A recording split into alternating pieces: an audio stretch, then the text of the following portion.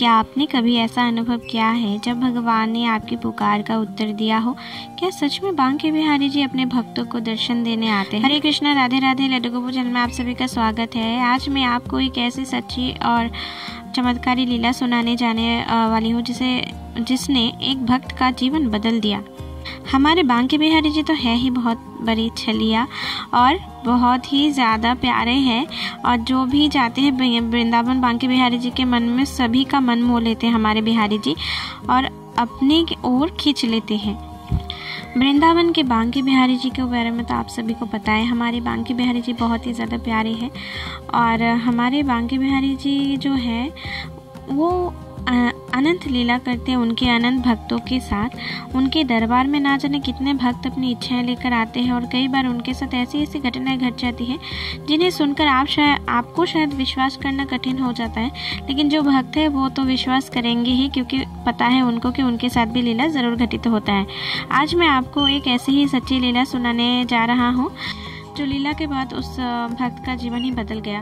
और ये लीला है अनन्य भक्तों में से एक भक्त जो मथुरा के पास के गांव में ही रहते थे।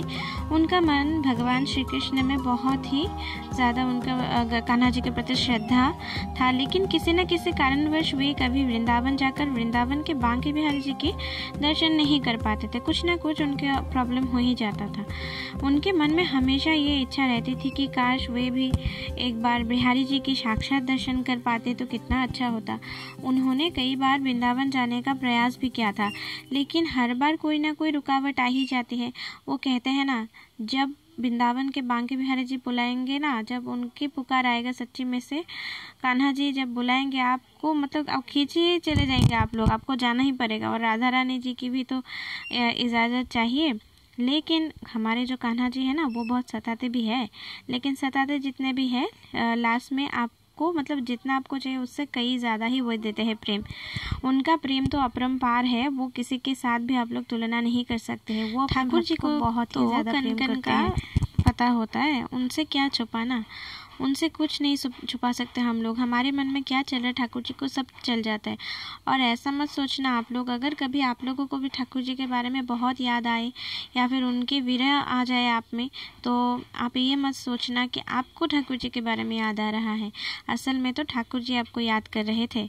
और अभी ऐसा ही कुछ हुआ। ये जो भक्त है, ये भक्त एक दिन अपने घर में बैठ के, उनके घर में जो लड्डू गोपाल जी है उनके सामने बैठ के बहुत रोने लगे और बोलने लगे, हे बिहारी जी, क्या मैं इतना अधम हूँ कि आप मुझे अपने दरबार में बुलाना भी नहीं चाहते?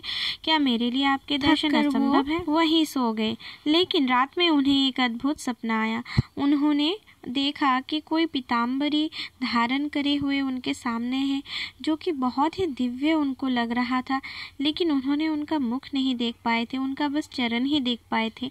और इतना ही देख पाए थे, उन्होंने पीताम्बर कुछ धारण किया और एक अद्भुत उनके सामने से मतलब रोशनी आ रही थी।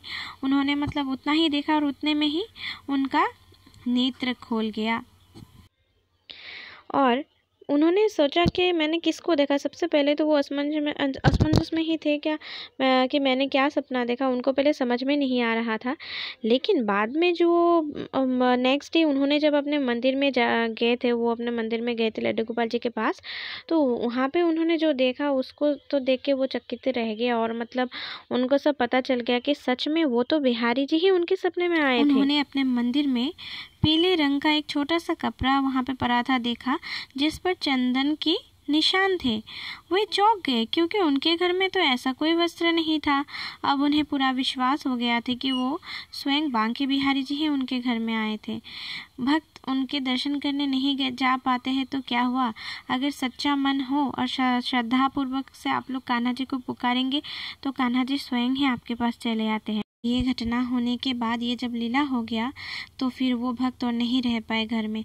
वो तो सबसे पहले तो फूट फूट कर रोने लगे कि हमारे बिहारी जी कितने करुणामयी हैं, कितने अच्छे हैं, और मैं बिहारी जी के पास नहीं जा पाया तो क्या हुआ? बिहारी जी मेरे पास आ गए, मुझ जैसे तुच्छ भक्त के पास।